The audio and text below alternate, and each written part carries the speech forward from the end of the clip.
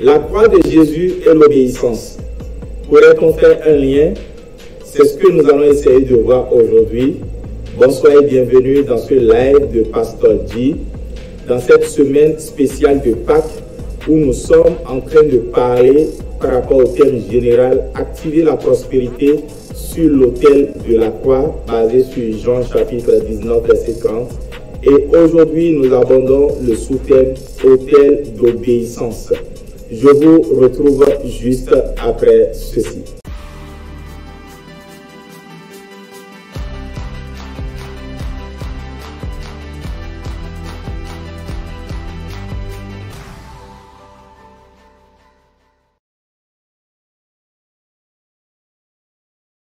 Merci donc de choisir de rester avec nous. Il est 13h et nous sommes heureux de vous savoir nombreux. Vous êtes là. Nous vous voyons connectés. Coucou, salut à chacun d'entre vous et merci de choisir le moment de célébrer la parole de Dieu. Je suis Pasteur G, pasteur de l'église évangélique des Assemblées de Dieu, Temple El Shaddai Pestoudi. C'est à Cotonou, en Afrique de l'Ouest, et nous sommes heureux de vous retrouver. Donc aujourd'hui, nous sommes en train de parler de l'autel d'obéissance. La croix de Jésus est un autel d'obéissance. N'oubliez pas de vous abonner. C'est juste là plutôt. Et là, lorsque vous vous abonnez, vous nous encouragez, vous nous permettez d'aller encore plus loin. Nous voulons pouvoir atteindre les 1000 abonnés d'ici à là. C'est notre objectif. Partagez donc cette vidéo et aidez-nous à atteindre cet objectif. La manière dont ça se fait, vous l'avez déjà vu dans les visuels qui sont passés. Alors, sans plus tarder, un temps d'adoration et puis nous allons pouvoir commencer par partager la parole de Dieu et beaucoup prier aujourd'hui. Il y a le feu sur l'autel. Alors à qui pourrais-je te comparer? Le prince de vie, Jésus est sans pareil.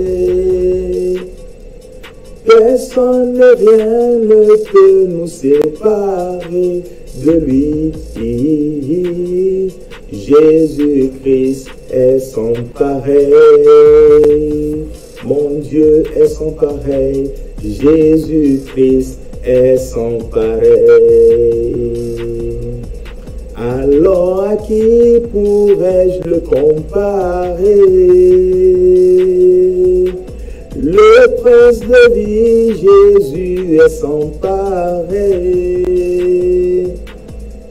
Personne rien ne peut nous séparer de lui. Oh oui, Seigneur Jésus, Jésus-Christ est sans pareil. Tu es sans pareil, Jésus-Christ est sans pareil. Merci Seigneur parce que dans tout ce que les hommes adorent et de tout ce que les hommes adorent, tu n'as pas d'égal.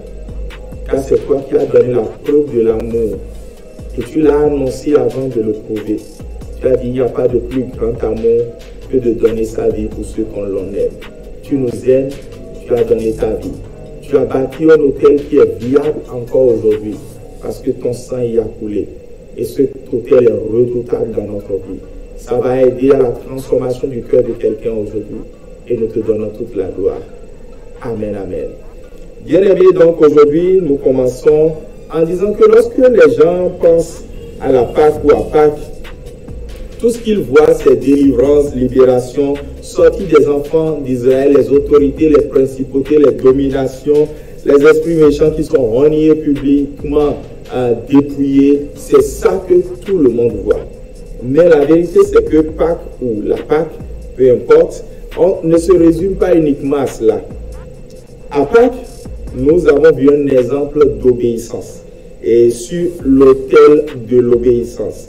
Vous allez comprendre tout cela tout à l'heure. Et c'est pour cela qu'aujourd'hui, nous allons parler de la croix de Jésus comme étant un autel d'obéissance. La croix de Jésus est un autel d'obéissance. Je lis Philippiens chapitre 2, versets 5 à 8 et je lis la parole de Dieu. Ayant en vous les sentiments qui étaient en Jésus-Christ, lequel existant en forme de Dieu n'a point regardé comme une proie à arracher d'être égal à Dieu, mais s'est dépouillé lui-même, en prenant une forme de serviteur, en devenant semblable aux hommes et ayant paru comme un simple homme, il s'est humilié lui-même, se rendant obéissant jusqu'à la mort, même jusqu'à la mort de la croix. Soulignez donc se rendant obéissant jusqu'à la mort, même jusqu'à la mort de la croix. Ce qui est intéressant dans ce texte que nous lisons, c'est que ça va nous permettre d'une part de voir pourquoi est-ce que nous n'obéissons pas à Dieu et comment nous pouvons prendre Jésus comme étant le modèle de celui qui obéit à Dieu et comment cela peut nous aider dans notre vie. Donc la croix de Jésus est réellement un autel d'obéissance puisque c'est là où l'obéissance a eu son achèvement et nous allons voir tout ceci en moins de temps qu'il nous faut pour le dire et prier à la suite en prenant de belles décisions. Premièrement, les raisons de notre désobéissance. Il y en a trois. D'une part, nous n'obéissons pas à Dieu parce que la chair ne veut pas que nous obéissons à Dieu. En fait, qu'est-ce que nous les chrétiens nous appelons la chair? La chair, c'est la nature de l'homme livré à lui-même. L'homme qui veut faire ce qu'il veut sans avoir de compte à rendre à Dieu, c'est-à-dire il ne veut pas faire ce que Dieu veut. Cette nature de l'homme livré à lui-même est attachée à tout le monde, y compris même les croyants. C'est-à-dire que lorsque vous êtes né de nouveau, vous ne pouvez pas dire que la chair n'a pas d'influence sur vous. Mais cette nature-là, ce qu'elle veut, nous l'avons dit, c'est qu'elle ne veut pas que nous obéissons à Dieu, mais que nous obéissons plutôt à certains désirs que Dieu n'approuve pas, que nous fassions des choix que Dieu n'approuve pas. Par exemple, cette nature de l'homme livré à lui-même voudrait par exemple que nous aimions la paresse. Mais Dieu n'approuve pas la paresse. C'est clairement dit dans le Nouveau Testament, dans la lettre de Paul aux Thessaloniciens. Cette nature de l'homme livré à lui-même voudrait que nous vivions dans la saleté et le manque d'hygiène. Et pourtant, Dieu n'approuve pas cela. Depuis l'Ancien Testament, on le voit. Donc, cette nature de l'homme livré à lui-même voudrait que l'homme, par exemple, passe toutes sortes d'excès, l'excès du manger et du boire, par exemple, ce qui est très commun aujourd'hui. Mais Dieu n'approuve pas tout cela. Pourquoi? Parce que c'est pour notre bien. C'est dans l'excès du manger, du boire que nous tombons malades aujourd'hui. Donc, nous n'obéissons pas à cause de la chair. Il y a la chair qui ne nous permet pas d'obéir à Dieu. La chair nous livre à nous-mêmes et cela rend l'obéissance à Dieu difficile chez beaucoup de personnes. Ensuite, nous n'obéissons pas à Dieu à cause du fait que le monde ne veille pas que nous obéissons à Dieu. Le monde, toujours un thème chrétien, donc il ne s'agit pas de la planète, de l'univers et tout ça, c'est en fait ce système habilement piloté par Satan et monté par lui-même qui a développé des manières de faire, des manières de penser et toute une source d'influence dans le but d'emmener tout le monde à faire pareil comme eux. Lorsque vous êtes un chrétien, le monde va vous dire que si on vous fait quelque chose de mal, vous devez vous venger. Et lorsque vous choisissez par exemple de ne point vous venger, mais plutôt de faire ce que Dieu veut, c'est-à-dire de laisser Dieu par exemple vous venger ou de pardonner, le monde va se moquer de vous. Le monde va dire que vous êtes relou, que vous êtes bizarre. Le monde choisit par exemple les relations sexuelles un peu comme pour les animaux. On couche avec qui on veut, où on veut, comme on veut. Et il n'y a plus rien qu'on appelle pudeur aujourd'hui. Mais ce n'est pas ce que la Bible choisit. Et tous ceux qui ont trouvé que la fidélité est une chose, le monde les a rejetés. C'est pour ça même qu'aujourd'hui le fait est tellement poussé qu'il y a tellement de femmes qui pensent que les hommes fidèles, ça n'existe pas. Bien, chère madame, les hommes fidèles, ça existe. Il y en a plein, il y en a beaucoup même. Et si vous n'en connaissez pas du tout, regardez bien celui qui vous parle. Et ceci n'est pas un trophée, toute la gloire à Dieu. Et donc, ce qui est certain, c'est que lorsque quelqu'un choisit, par exemple, de garder le lit conjugal pur, selon la parole de Dieu, c'est-à-dire fuir l'infidélité conjugale, l'adultère, ou bien un jeune qui veut aller au mariage et il choisit que le mariage soit honoré, c'est-à-dire il ne veut pas aller au sexe jusqu'au mariage, beaucoup vont le voir comme quelqu'un de complètement qui vit dans l'âge de la pierre taillée, par exemple. Et pourtant, c'est le monde qui pense ça, ce n'est pas ce que Dieu pense. Et il va falloir donc que nous choisissons d'obéir à Dieu plutôt que d'obéir à l'influence que ce monde veut avoir sur nous. C'est pour cela que le monde peut proposer facilement l'homosexualité. C'est pour cela que le monde ne veut pas que nous obéissions à Dieu. Enfin, il y a le diable lui-même qui ne veut pas que nous obéissons à Dieu. C'est difficile pour les hommes d'obéir à Dieu parce que Satan ne le veut pas du tout. Ça ne l'arrange pas. Il n'aime pas ça.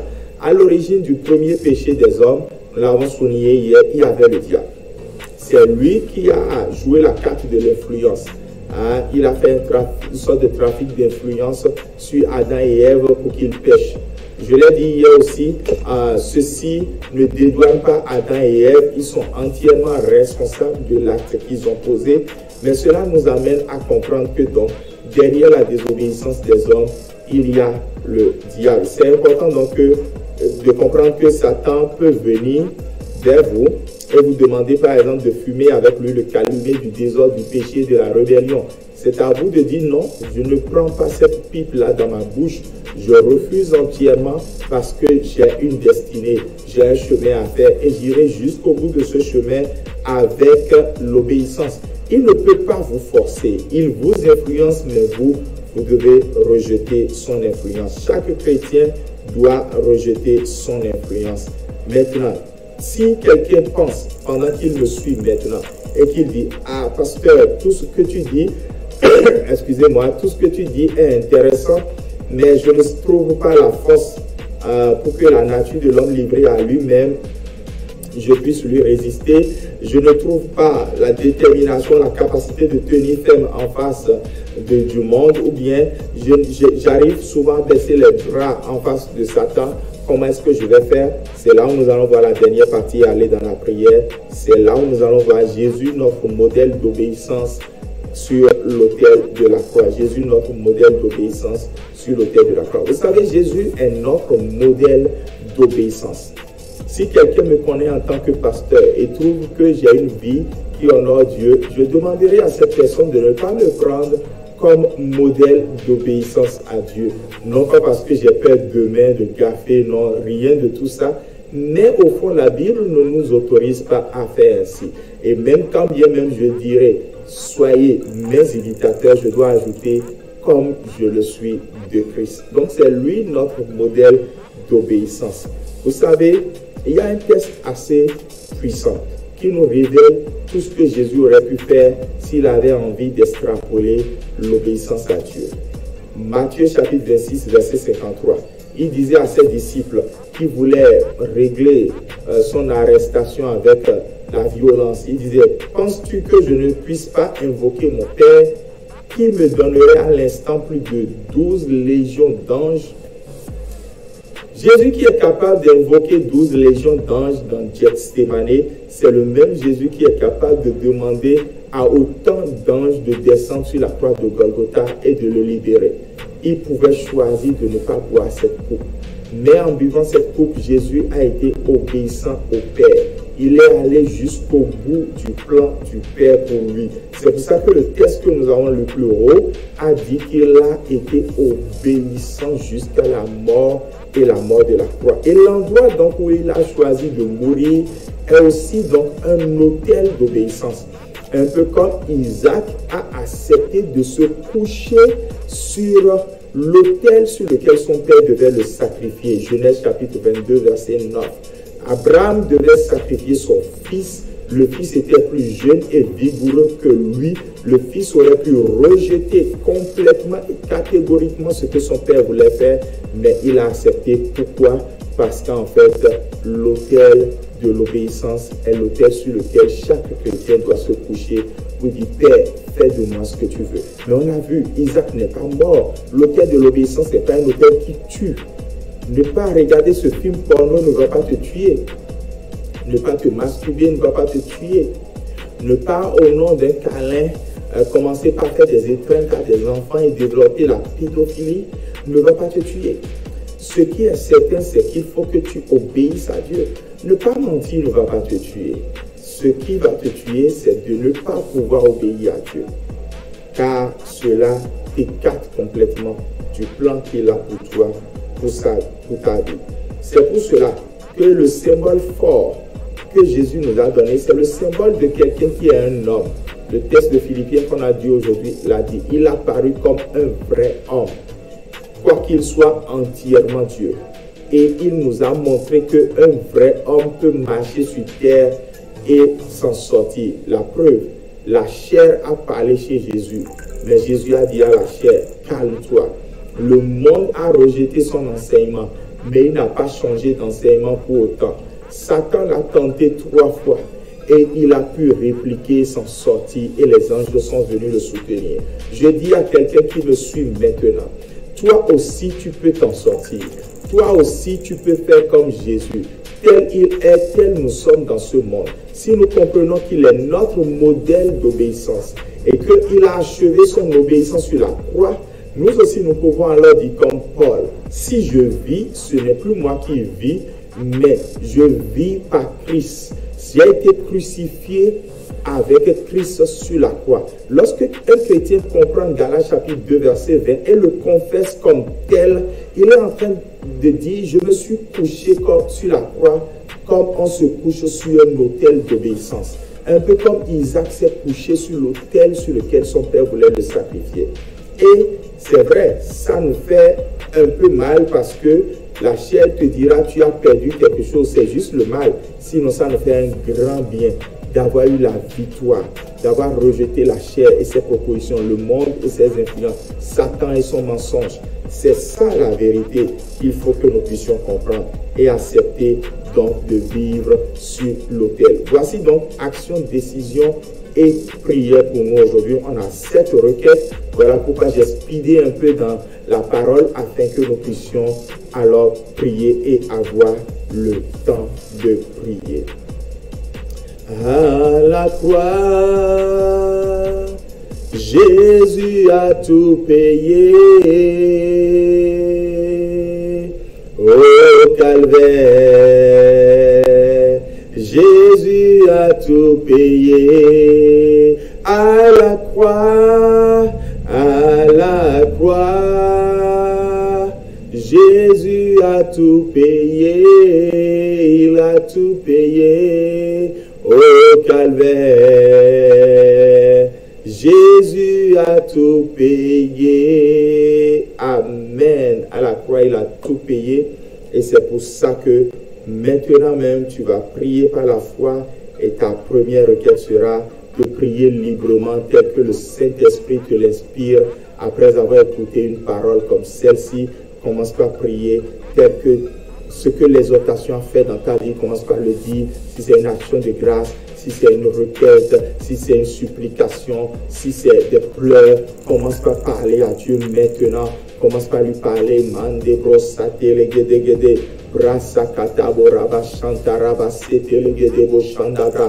Mando sokoro bo shanda belegeze kete. Ratakata yabala baba baba baba. Nous sommes là, Père éternel Dieu, ayant goûté à ta parole de vie qui donne la vie, ayant été secoué et vivifié par la parole qui donne la vie. La lettre tue, mais la parole donne la vie. Et je sais que quelqu'un a reçu la vie, celle qui vient de Dieu à cause de cette parole. Merci de transformer et que ton nom soit glorifié.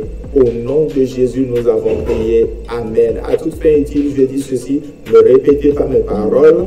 Je n'ai pas dit de répéter, donc ne choisissez pas de vous taire pour dire juste Amen à ce que je dis. Non, choisissez pendant que je prie, vous-même de trouver les mots et de prier. C'est ce qui va effectivement vous faire du bien pendant que vous suivez ce temps avec nous en direct. Deuxièmement, prie pour voir la gloire de Dieu se manifester dans ta vie et que désormais ta vie soit une vie d'obéissance. Prie pour voir la gloire de Dieu se manifester dans ta vie et pour que ta vie soit une vie d'obéissance. Prions au nom de Jésus. Les kato sambra yegedebo shandala baba baba. Les kato robobobo shanda brokata yabala baba baba. Seigneur Dieu, voici je refuse que ma vie soit une vie de désobéissance. Je ne choisis point ce chemin de la mort. Je ne choisis point ce chemin d'échec. Je ne choisis point ce chemin de séparation avec Dieu. Je ne choisis point ce chemin de rejet. Non, je choisis le chemin de la grâce, le chemin de l'obéissance, où je sais que tu m'as donné rendez-vous et que tu ne m'abandonnes pas. tout ce qui est difficile pour moi pour que je sois obéissant. Je sais qu'en me confiant en toi ce midi, tu agis dans ma vie, car voici ma vie est entre tes mains, car voici, Seigneur Dieu, je veux voir ta gloire dans ma vie. Père, manifeste ta faveur. Père, glorifie ton Saint-Nom et laisse-moi goûter à ta gloire. Au nom de Jésus-Christ de Nazareth. Amen. Prie maintenant, troisièmement, afin que là où tu dois aller dans la vie, tu y ailles dans l'obéissance. Prie ainsi au nom de Jésus. Ah, Père éternel Dieu, ce ne sera pas en chemin que j'échouerai. Ce ne sera pas à la veille de la destination que je tomberai. Non, Père éternel Dieu, on ne dira pas de moi sur le point de parvenir, il a maintenant été sali, sa robe a été tachée. Non, Père éternel Dieu, je refuse au nom de Jésus. Là où tu m'as dit, vas-y, j'irai au nom de Jésus-Christ de Nazareth. Je rejette tout ce qui viendra sur mon chemin pour que je succombe à la tentation. Comme mon modèle n'a pas succombé, je ne succomberai pas. Jusqu'au bout, j'irai. Au nom de Jésus-Christ de Nazareth. Amen.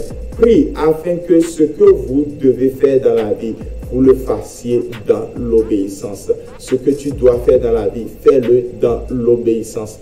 Prie ainsi au nom de Jésus. Père éternel Dieu, je te confie donc cet agenda que tu as pour ma vie au cours de cette année. Je déclare et je décrète que ce que j'ai à faire dans la vie, je le ferai dans l'obéissance. Je ne tromperai pas, je ne bifferai pas, je ne jouerai pas à double jeu. Je dis, Père éternel Dieu, mon cœur est tout attaché à toi pour faire ce que tu veux que je fasse, entièrement comme tu veux que je fasse, et que ton nom soit glorifié dans ma vie. Je dis, Père éternel Dieu, ce ne sera pas moins que ça.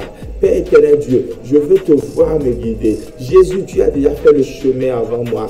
Tiens ma main maintenant et conduis-moi. Je m'attends à toi, Jésus, au nom de Jésus-Christ de Nazareth. Amen.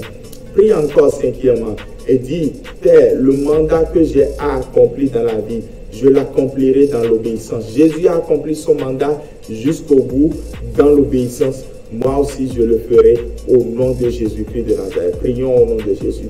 Tu es allé jusqu'au bout. À la croix, tu n'as pas baissé les bras. Tu n'as pas échoué. Alors, Père éternel Dieu, j'irai jusqu'au bout. Aide-moi à aller jusqu'au bout. Il y a un mandat à accomplir. Il y a un mandat à réaliser. Seigneur, je veux te voir agir. Les bracos santaya. Les keterebo suka la bababa.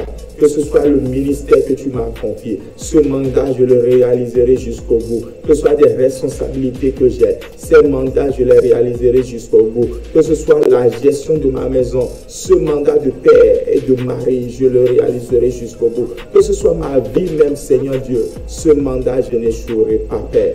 Que ta grâce m'accompagne au nom de Jésus-Christ de Nazareth. Isaac était plus jeune, comme je l'ai dit, que son père, plus vigoureux. Mais elle a accepté de s'étendre. Étends-toi maintenant sur l'autel de la croix, qui est un autel de sacrifice. Et prie en disant, feu, viens consumer l'offrande que je suis sur cet autel. Et par la même occasion, souviens-toi de Galates 2:20 et commence par dire, je suis crucifié avec Christ. Feu du Saint-Esprit, viens consumer l'offrande que je suis sur la croix de Jésus. Prie ainsi au nom de Jésus-Christ de Nazareth. Ah, je me livre entièrement maintenant. Je me livre totalement, Papa. Si tu veux quelque chose, fais-le, Père. Entièrement fais-le. Entièrement fais-le. Entièrement fais-le. Entièrement fais-le. Entièrement fais-le. Entièrement fais-le. Entièrement fais-le. Fais-le maintenant. Les kokorobo shatabra. Les katayabarababa shataya. Je m'attends à toi, Papa. Fais-le maintenant. Car Seigneur, c'est toi qui vas le faire. Et ton nom sera glorifié. Que le feu vienne. Et que Seigneur Dieu, toute impureté, toute désobéissance soit consumée maintenant. Au nom de Jésus-Christ de Nazareth. Père, nous nous attendons à toi. Glorifie ton Saint-Nom. Au nom de Jésus. Amen, amen, amen, amen. Tu peux continuer par prier ainsi.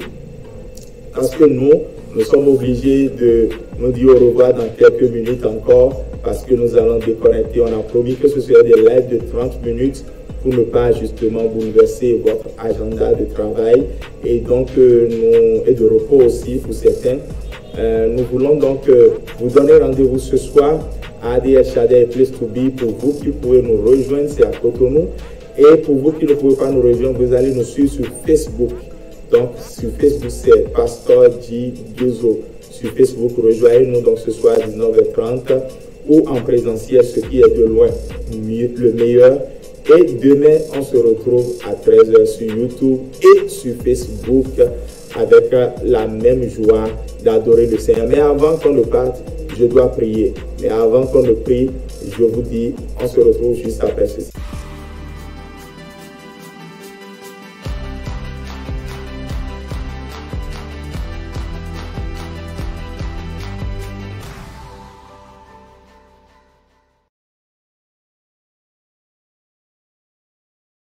Alors, merci bien. Donc, n'oubliez pas de vous abonner là.